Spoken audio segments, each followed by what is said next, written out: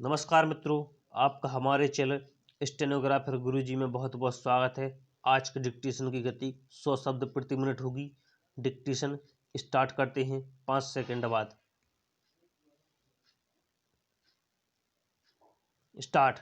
उपाध्यक्ष महोदय, तब उन लोगों को कुछ आशा हुई कि हम लोग भी उसी तरह चल सकते हैं जिस तरह से पहले चल रहे थे, लेकिन अभी हाल में जो चुनाव हुआ उससे देश के धनिकों के मन में बड़ा संदेह पैदा हुआ कि इस चुनाव के बाद उनकी स्थिति वैसी नहीं रहेगी जो अब तक चली आती रही है।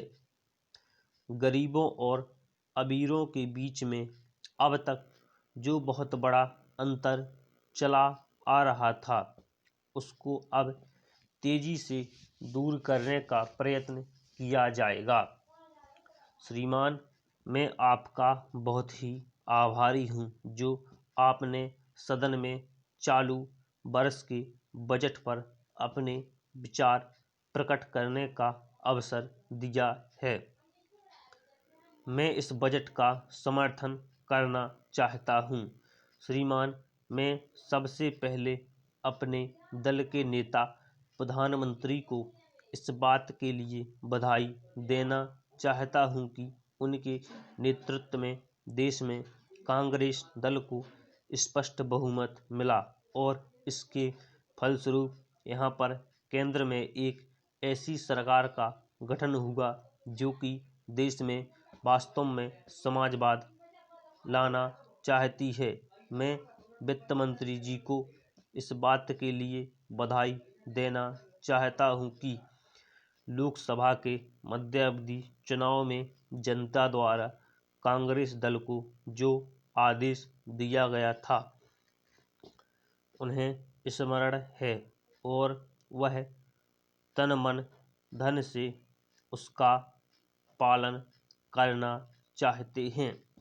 वह आदेश था देश में सामाजिक और आर्थिक विषमता दूर करने का, देश से गरीबी, बेकारी और बेरोजगारी को हटाने का और देश के जो पिछड़े हुए हिस्से हैं उनका पूरा विकास करने का।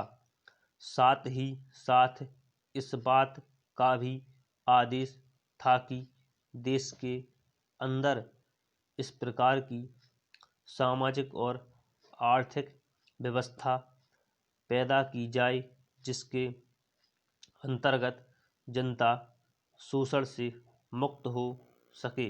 श्रीमान, यह ठीक है कि देश में कृषि के क्षेत्र में उत्पादन में वृद्धि हुई है, परंतु इसके साथ ही साथ यह भी दृष्टि में रखना चाहिए कि लागत में भी पूरी वृद्धि हुई है। इसके लिए आवश्यक है कि सिंचाई के साधन बढ़ाए जाएं और अधिक उन्नत बीजों का प्रयोग किया जाए।